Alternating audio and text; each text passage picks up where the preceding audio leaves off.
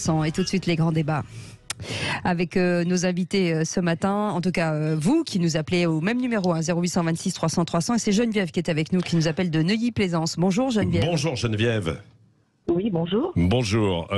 Alors on parle beaucoup là cette semaine d'abstention potentielle qui pourrait être record, d'élections, etc. Est-ce qu'il va y avoir une mobilisation?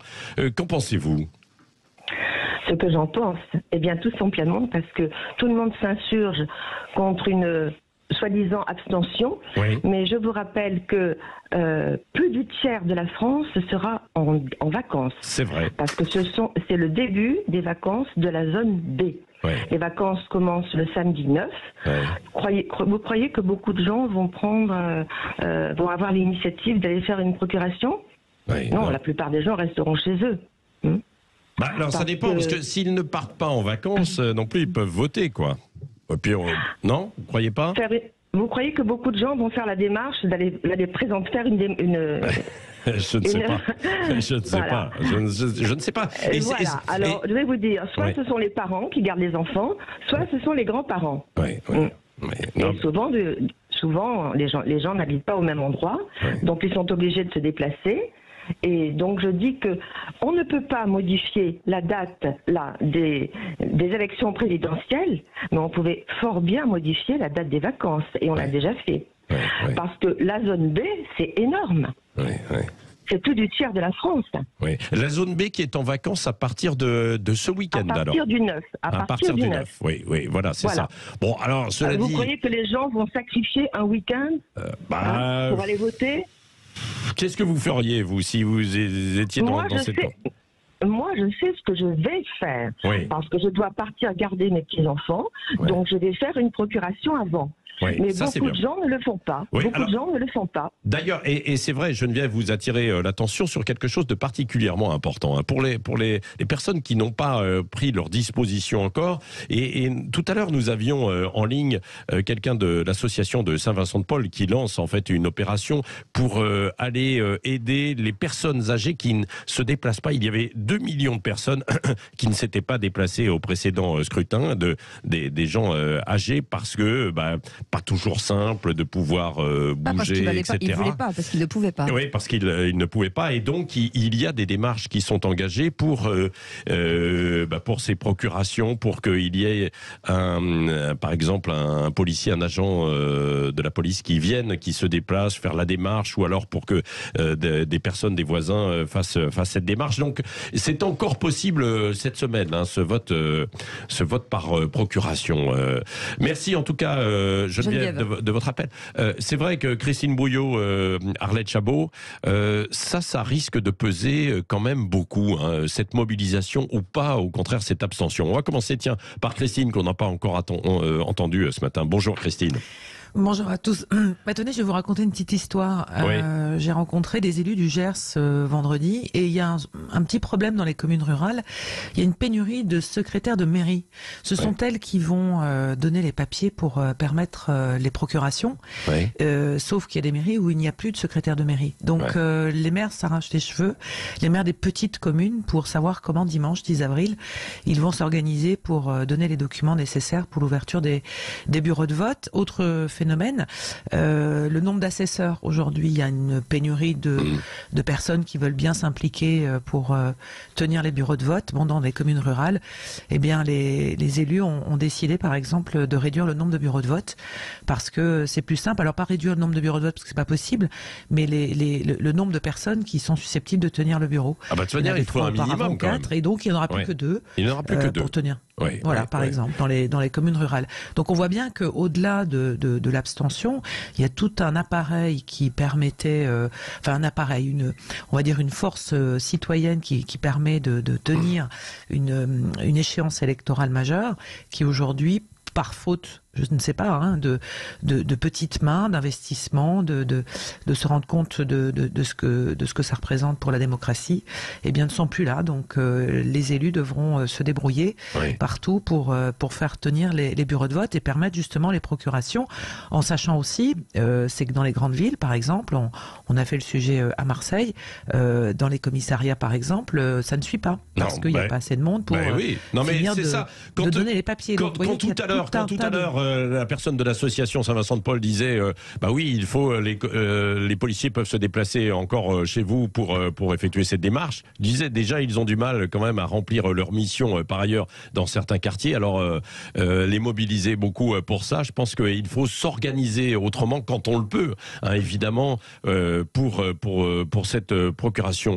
Arlette Chabot, vous me parliez hors micro tout à l'heure, vous me disiez, c'est quand même dingue, on est en 2022 et on aurait pu mettre en place aussi peut-être du vote par Internet. Oui, du vote électronique, au fond, par Internet. On se dit qu'on peut acheter tout ce qu'on veut, on peut faire des transactions via Internet et on ne pourrait pas voter. Alors on dit attention, piratage, attention. Bon, mais en fait, il y a un moment où il faut quand même tout mettre sur la table à nouveau, c'est-à-dire le vote par correspondance. Ah oui, mais attention, aux États-Unis, regardez, ça marche pas, c'est contesté. Alors le vote électronique, ah oui, mais attention. Bon, donc il faut quand même trouver des remèdes parce que c'est vrai que le passage dans un bureau de vote, l'isoloir, c'était mythique pour des générations. Hein, c'était un moment important, la citoyenneté, ça passe par le bureau de vote, si j'ose dire. C'était une illustration, une démarche importante dans la vie des citoyens. C'est fini. Donc pour les jeunes, tout ça n'a pas de sens. C'est pas forcément qu'ils se désintéressent du vote, de l'élection. Ils sont pas forcément les plus passionnés, mais ils seraient sans doute encore plus intéressés s'ils pouvaient se prononcer et s'exprimer autrement, d'un moyen beaucoup plus simple que d'aller faire la queue dans un bureau de vote pendant 3 quarts d'heure, avec des difficultés d'organisation pour les communes. Oui.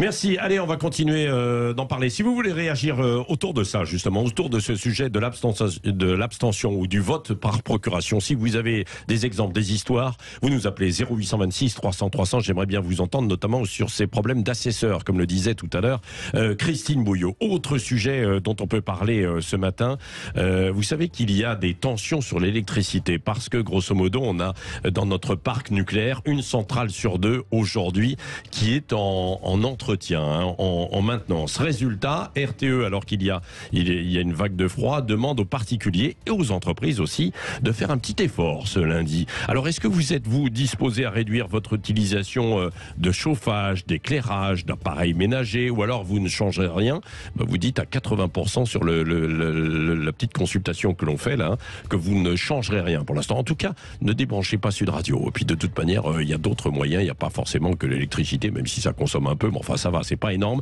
J'aimerais bien vous entendre à ce sujet et on peut parler aussi du gel. Bien sûr, et je ne sais pas si vous avez entendu ce témoignage d'un arboriculteur tout à l'heure dans le Tarn-et-Garonne.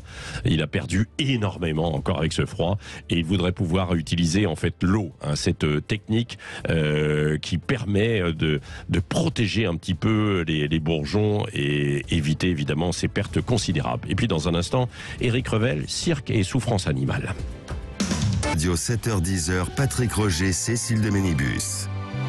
La suite des grands débats, on en profite pour vous rappeler qu'à partir de 9h30, vous pouvez d'ores et déjà vous inscrire au 0826 300 300 puisqu'on parlera de la sécurité, le véritable état des lieux de l'insécurité, un tabou présidentiel. On en parlera avec Xavier Roffer qui est criminologue et directeur des études du département de recherche sur les menaces criminelles. Ouais. Et puis tous les sujets, hein, tous les matins de cette semaine de 9h30 à 10h, les grands sujets évidemment de cette campagne qui ont été évoqués ou pas évoqués aussi bien sûr.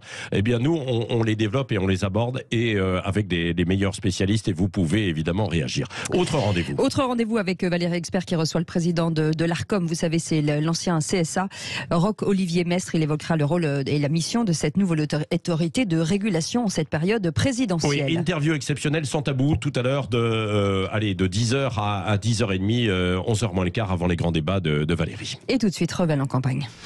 Sud Radio présidentielle 2022. Et il est là, Éric Revel. Bonjour Éric. Bonjour. Bonjour Cécile, bonjour Arlette. Alors, bonjour Éric. Patrick, bonjour à tout le monde. Oui, absolument. Vous voulez parler de la condition animale, hein, la souffrance des animaux qui est devenue un vrai sujet de campagne présidentielle. Oui, alors effet de mode ou véritable prise de conscience, oui, la souffrance animale, vrai sujet de société, est un thème abordé d'ailleurs dans les programmes de certains candidats. Bon, il y a peut-être une opportunité politique. Il faut dire que vous vous souvenez, le parti animaliste avait créé la surprise aux élections européennes de 2019 en frôlant les 2,5% de voix. Alors c'est peut-être pas grand-chose, mais c'était un parti qui était créé depuis 2016. Donc oui, la condition animale préoccupe une partie non négligeable des Français. même si parfois, il faut quand même le reconnaître, nous sommes assez nombreux à passer près d'un SDF sans un regard. Le problème avec ce thème de la protection de l'animal, c'est qu'on y fait un peu et on y met un peu tout et n'importe quoi. On retrouve la question de la chasse, on retrouve la question des élevages intensifs, on retrouve la question des animaux sauvages des cirques, mais rarement d'ailleurs, parce que le sujet est politique et demande du courage, rarement quand on parle de conditions animales, on parle d'abattage rituel au nom d'une religion. Oui, c'est ça. Les animaux sauvages qui disparaissent justement des cirques. Oui. Le cirque qui se meurt au profit, par exemple, de certains jeux en ligne, des jeux vidéo, etc. Bah oui. Ce n'est plus le même imaginaire, quoi. Bah non, ça fait un peu ringard de parler du cirque, de parler des animaux du cirque en particulier. Les cirques, alors ces noms vont peut-être dire quelque chose aux plus âgés d'entre nous. Grus, Pinder, Zavata, ça nous a fait rêver. C'était une époque où la condition animale n'était pas justement un sujet de société. Alors aujourd'hui, la loi interdit de montrer des animaux sauvages dans les cirques, mais que sont devenus ces bêtes et ces dompteurs? Hier, Patrick, j'ai été voir Frédéric Edelstein, qui est ce grand dompteur français avec ses 10 lionnes blanches. Ces lionnes et le dompteur, ils sont au chômage. Le cirque Pinder se meurt, il est à l'arrêt, pas très loin de Paris. Comme chaque jour, d'ailleurs, vers 17h30, j'en étais témoin, les lions et les lionnes rugissent dans leur enclos, comme à chaque fois quand ils entraient sur la piste. Mais là, il n'y a plus de piste, il n'y a plus rien. Les animaux sont dans des box. Ces félins ne bougent plus de leur enclos, près de Melun, je vous le disais. Oui, a-t-on pensé aussi à la souffrance animale maintenant de ces animaux qui ne font plus rien dans le cirque et qui étaient nés en captivité? A-t-on pensé aussi à la souffrance des gens du cirque qui ont perdu souvent leur raison de vivre? Oui, mais on a le sentiment alors que les souffrances animales ne sont pas traitées sur un même pied d'égalité. Ce que vous voulez dire, il y a là une forme de politiquement correct, alors c'est ce que... Oui, je vais vous donner quelques exemples. Bon, très bien, on parle de la souffrance des animaux sauvages dans les zoos, j'ai bien compris. Mais oui, il y a une façon politiquement correcte de traiter de la condition animale et de la souffrance. Pourquoi, par exemple, on ne parle pas de la souffrance animale d'un chien en appartement qui attend toute la journée le retour de son maître? Pensez qu'il est super heureux au nom de la défense du loup, par exemple. Je vais me faire un peu provocateur. Il y a des gens qui défendent le loup. Est-ce qu'on parle de la souffrance du mouton d'alpage qui est égorgé par ce loup? Pas du tout. La corrida demeure autorisée au nom de la tradition et de la culture. Mais le cirque aussi appartient à notre patrimoine culturel. Pourquoi s'être finalement acharné sur lui? Nous avons, je vais employer un mot fort, collectivement déconstruit une partie de ce patrimoine culturel. Frédéric Edelstein, dont je vous parlais, et ses lionnes blanches rêvent d'un grand parc d'attractions aux portes de Paris. Il parle d'un Pinderland pour raconter l'histoire du cirque français et du cirque Pinder. L'époque où Luis Mariano, j'ai vu sa caravane, faisait sa tournée avec le cirque. L'époque où l'acteur Jean Richard dépensait sans compter pour le cirque. L'époque où Roger Lanzac, ça vous dit peut-être encore quelque chose, animait la piste aux étoiles. Cette culture populaire a été rayée de la carte de notre patrimoine collectif. Écoutez la petite musique au cœur de nos enfances révolues, la petite musique du cirque qui passait par nos villes et par nos villages. Juste avant la petite pause tout à l'heure, je suis sûr que John va nous retrouver l'indicatif de la piste aux étoiles. La piste aux étoiles avec Roger. Alors, c'est vrai que alors ça fait un peu débat parce qu'il y a eu, vous avez raison de souligner effectivement, c'est tout un passé qui est en train de mourir et les animaux effectivement c'était souvent un premier contact. Après, il y avait aussi parfois de la maltraitance. On voyait quand même des animaux dans des cirques, dans des conditions enfermés dans des cages toute la journée. Qui n'étaient pas terribles non plus, à déplorer. Non, mais je conteste pas. Ce qui est intéressant de savoir quand même, c'est que quand vous discutez avec des professionnels du cirque, c'est que depuis qu'ils n'ont plus le droit de montrer les animaux sauvages, les entrées s'effondrent. Ça prouve quand même qu'il y avait un intérêt du public, et ça prouve surtout que le cirque, qu'avec des attractions, acrobatie, ça ne marche plus, c'est plus rentable, ça ne fonctionne plus. Allez du côté de Melun rencontrer Frédéric Edelstein, vous allez voir tout ce matériel, ces chapiteaux qui sont en train de pourrir sur place. Il y a un côté très attachant au cirque, je trouve. C'est vrai qu'il y avait les enfants, c'était le seul moyen parfois de voir des animaux sauvages. Alors tout ça a été dépassé, c'est un peu ringard, c'est bon pour les boomers, vous voyez. Mais oui, est-ce qu'un chien qui reste toute la journée à l'appartement, il n'y a pas une souffrance animale, vous voyez on peut se poser des tas de questions, une tourterelle dans une cage, bon, voilà. Ouais. Bon, je ne sais pas ce que vous en pensez. Arlette Chabot, Christine Bouillot. Souviens du cirque, non, Arlette, oui, non. moi j'ai vu des petits cirques avec franchement des animaux sauvages, c'était une horreur parce que voilà, ils étaient dans des cages tout le temps. On voyait bien que c'est des cirques qui ont du mal à vivre, ils ont du mérite d'exister, du mal à vivre et des animaux qui visiblement n'étaient pas assez bien traités. Donc ça c'est une évidence. C'est vrai qu'il y a des cirques, je pense au Cirque du Soleil, qui a fait évidemment toute sa grandeur et son développement avec justement que sans animaux et avec que des artistes. Et c'est formidable. Donc tout ça est à prendre. Moi, ce qui m'étonne un peu, c'est que dans ce cas, avec des animaux sauvages, il y a des propositions qui devaient être faites aux responsables de cirque pour que ces animaux soient accueillis dans des parcs zoologiques notamment. Donc je ne sais pas si dans le cas de ces lions blancs dont vous parliez, effectivement, il y a des propositions qui ont été faites pour pas que... Frédéric Elstein les conserve chez lui. Ils ont un domaine. Donc, en espérant peut-être reprendre la route, c'est ça, non? Alors, oui, il m'a dit, moi, je fais de l'exercice tous les jours pour pouvoir rentrer dans mon costume le jour. Vous voyez, voyez la force du cirque, de ces gens de cirque. Non seulement ils étaient itinérants et là, maintenant, ils sont sédentaires, même s'ils sont encore dans des caravanes. Je l'ai vu hier. Mais voilà, il a encore cet esprit, il a encore cette envie de dire, bon, il faut que je m'entretienne physiquement, parce qu'il faut que je puisse rentrer dans mon costume le jour, et puis il leur parle en anglais à ces lions, j'ai vu. Enfin, il y a un attachement fort. Ces lions qui venaient d'Afrique du Sud, qui étaient liés en captivité, si vous voulez. Qu'est-ce que vous voulez faire aujourd'hui de ces animaux-là? Qu'on interdise pour la suite? Oui, dans des zoos, parce qu'on dit des parcs animaliers, aujourd'hui, pour leur offrir... il y en a aussi, je veux dire, les zoos aussi ont changé. Les parcs animaliers, c'est pas un zoo, on voit bien qu'il y a aussi un souci de créer des endroits où les animaux sauvages ont de l'espace et sont beaucoup plus à l'aise qu'autrefois on les foutait dans des petits trucs très très étroits. Mais ce qui est marrant, c'est que pour notre confort personnel, par exemple, vous voyez, on va se réjouir, on va s'esbaudir de voir des pandas naître en captivité. Vous voyez, on va se dire, bah oui, mais on les sauve comme ça aussi. Non mais très bien, mais enfin ils sont dans des enclos, je veux dire. Et nous on est là occidentaux, confortablement assis, on se dit, oh qu'est-ce qu'il est mignon le panda, mais est-ce qu'on s'imagine? Faux Eric, parce que l'idée est de les remettre en liberté. Oui, le zoo de Beauval fait beaucoup ça, la réintroduction justement. Ce qui se passe en Chine, on les reproduit parce qu'ils sont en captivité, parce qu'autrement ils ne se reproduisent pas ou mal. Et ensuite, après quelques années, c'est le but des Chinois, on les remet en liberté. Et c'est comme ça qu'on sauve aussi des espèces. Donc tout ça est quand même extrêmement compliqué. Enfin, je voudrais voir les pandas relâchés en liberté. En Chine. Non, mais ils avaient remis des gazelles dans la Corne d'Afrique. Ils n'existaient plus sur le terrain. Voilà, dans la vraie vie. Voilà, donc je pense que c'est un sujet.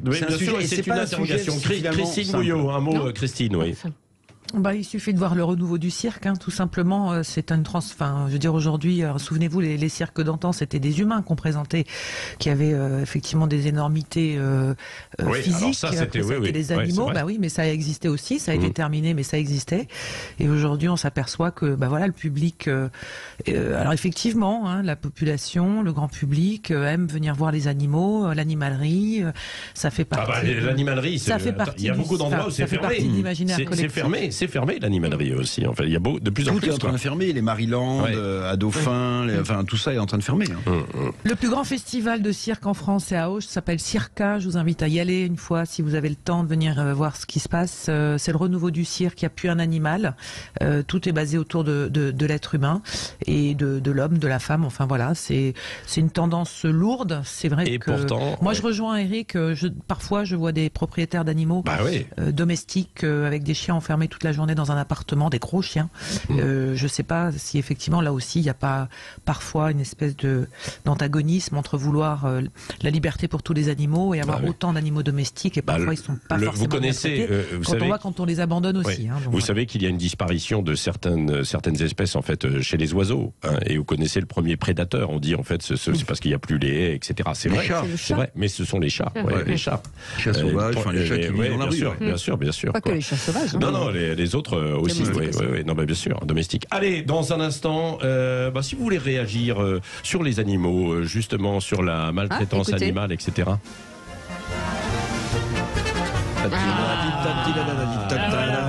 J'étais pas loin. Voilà, et donc le Roger Lanzac du jour, c'est Éric Revel. Oui, si vous voulez réagir sur ce sujet, vous pouvez nous appeler 0826 300 300. Et puis l'autre sujet qui fait quand même beaucoup causer sur les réseaux sociaux qu'on a mis ce matin, parce que évidemment, vous savez, il y a des tensions sur l'électricité.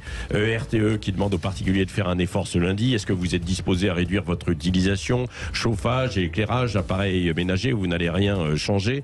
Il y a beaucoup de réactions, comme par exemple Jean qui dit l'arrêt de certains réacteurs pour entretien aurait pu être programmé avant la période hivernale où on a plus besoin de production. Il y en a d'autres qui disent, comme Valou, il y a des années que je fais attention, je me lave les mains, j'aère ma maison, je ne laisse pas les appareils sous tension, il fait 18 degrés chez moi. Et ces gens qui nous expliquent que faire, que font-ils eux-mêmes? Interrogation de Valou, il y en a beaucoup comme ça. Hugues nous dit, pourquoi toujours au même de faire des efforts? Va-t-on faire un effort dans les ministères, à l'Assemblée nationale et à l'Élysée? Voilà, c'est une grande question, on les appellera. C'est vrai, allez, vous pouvez nous appeler et vous réagissez dans un instant. 0826 300 300. A tout de suite.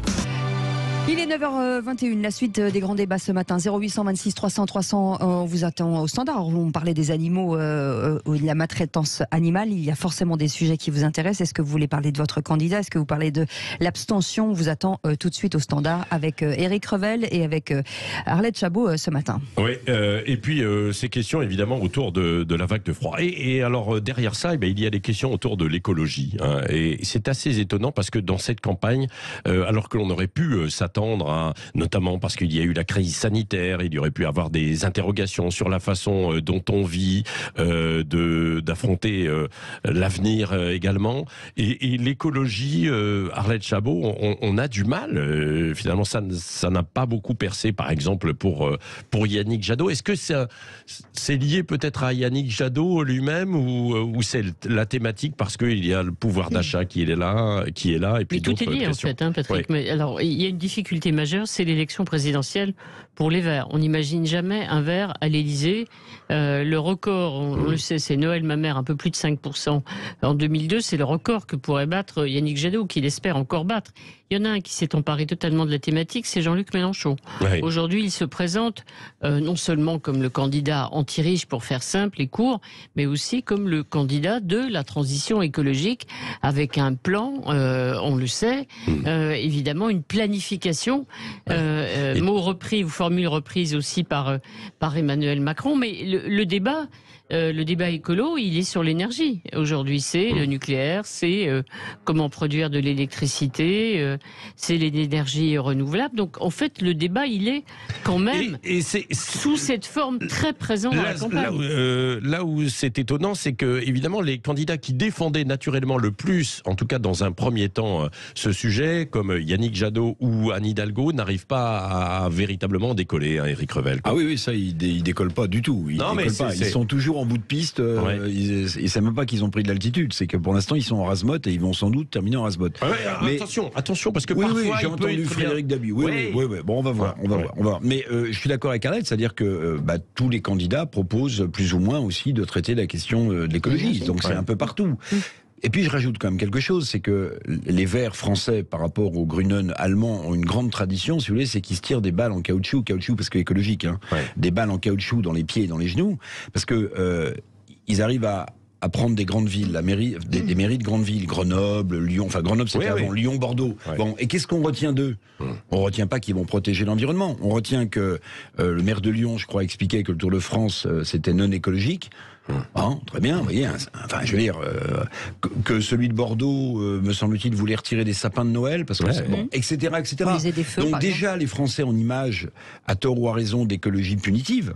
Mais si vous rajoutez ces espèces de maladresses foutraques de maires de grandes communes qui ont été élus et qui sont verts, franchement, vous pouvez être écolo, mais vouloir voter pour d'autres candidats qui vous paraissent plus raisonnables sur le sujet, et plus constructifs. Ou alors qui apparaissent plus près de la nature. Jean Lassalle, C'est pour ça qu'il a une cote de sympathie aussi, peut-être, Jean Lassalle. L'image de la ruralité, voilà, il défend les petites communes. Légitime. Voilà. Non, mais c'est une image. Oui, mais c'est une image, et en même temps, comme il va beaucoup sur le terrain, on l'a vu, il réussit à attirer en fait une certaine sympathie, quoi. Ouais, vous avez aussi Fabien Roussel avec la bonne bouffe. C'est vrai. C'était un moyen de se différencier aussi des écologistes, parce que il défend le nucléaire, et deux, il dit ce qu'on sait sur toujours la bonne viande, le bon fromage, et voilà la gastronomie française. Un bon mot ou en fait une idée, que ce soit valable ou pas, un argument, ça peut marcher, quoi.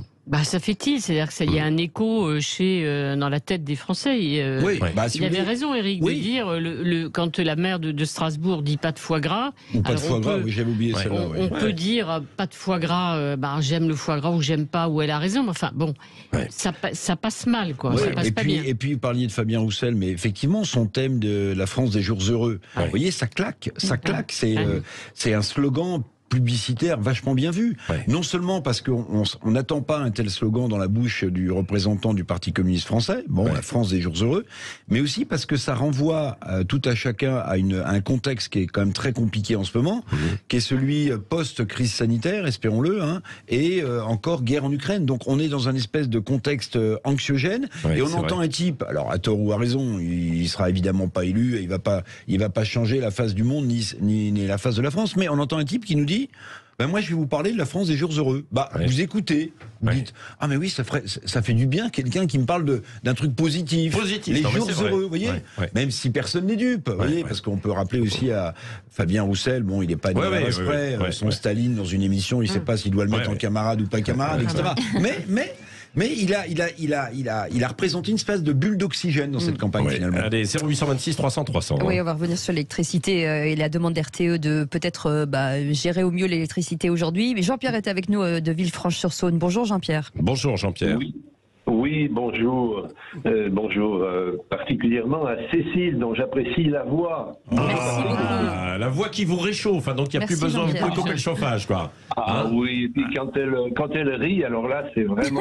Voilà. Est-ce que vous pourrez rire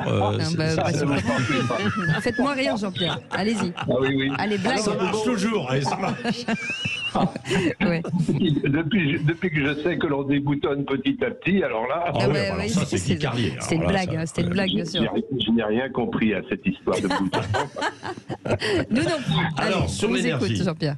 Alors, soyons sérieux. Écoutez, l'autre jour, j'habite à côté du Mont-Saint-Michel, je rectifie, mais bon, c'est pas grave.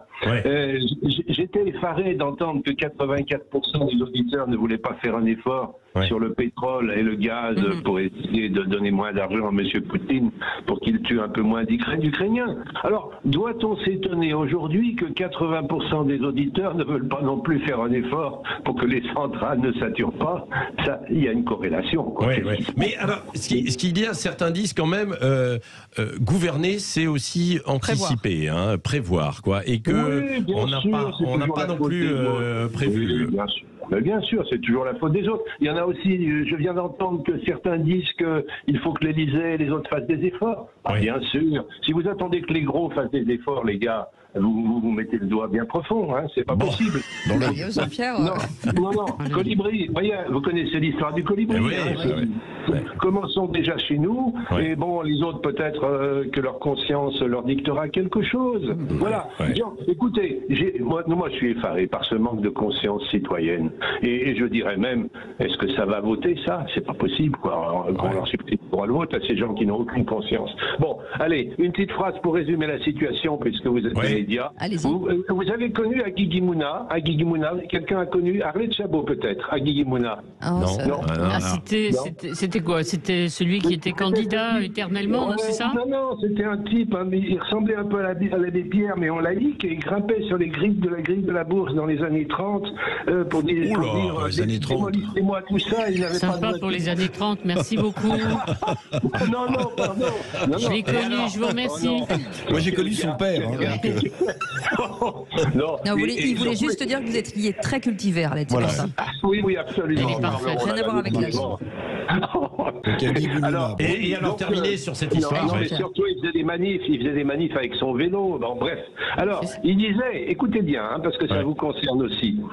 Sont-ce les masses qui rendent les masses médias médiocres ou sont-ce les masses médias qui rendent les masses médiocres? Voilà. À méditer. À méditer. Non, ben c'est vrai, à méditer. Merci. Merci Jean-Pierre. Jean-Pierre, comme Jean-Pierre, si vous voulez réagir sur l'actualité, vous nous appelez 0826 300 300. Dans un instant, vous pourrez réagir sur ce sujet. Sur le sujet de l'insécurité, on en a un peu moins parlé dans cette campagne électorale. Pourquoi? Est-ce que ça veut dire que tout va mieux, tout va bien, ou pas, ou alors il y a des choses qu'on passe un petit peu et qu'on met sous le tapis? Dans un instant, notre invité Xavier Roffer, qui est criminologue et directeur des études du département de recherche sur les menaces criminelles contemporaines à l'université Paris 2, sera avec nous. Et bien sûr, on vous attend au standard pour donner votre avis. 0826 300 300. À tout de suite. 5h10.